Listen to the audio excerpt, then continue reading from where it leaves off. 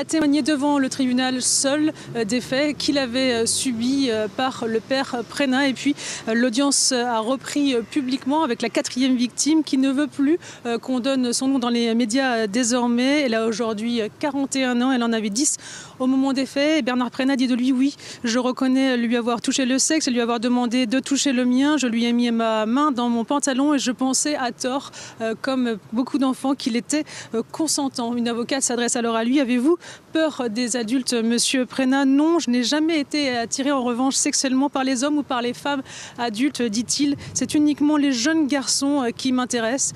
Malgré les thérapies, les rappels à l'ordre, oui, j'ai recommencé. J'ai toujours vécu, en revanche, dans la peur d'être dénoncé. Je n'ai pas de sentiment de puissance, décrit-il. Cette 4e victime dit aujourd'hui qu'elle ne peut plus se sentir touchée par qui que ce soit. Je ne peux plus aller chez le coiffeur. J'ai pris 2 ans de congé parental pour pouvoir rester auprès de mes enfants parce que je ne veux pas qu'ils soient touchés par qui que ce soit. Les témoignages, les propos font souvent réagir la salle, que ce soit dans les propos que prononce la juge ou bien Bernard Prénat ou encore les parties civiles.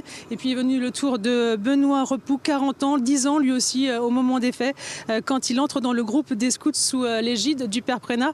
Il me demandait, dit-il, de le suivre dans une sorte de remise qu'il y avait dans l'église. Il me serrait très fort contre lui. Je me retrouvais à cause de son gros ventre. C'est un terme qui revient très souvent, le gros ventre de monsieur Prénat.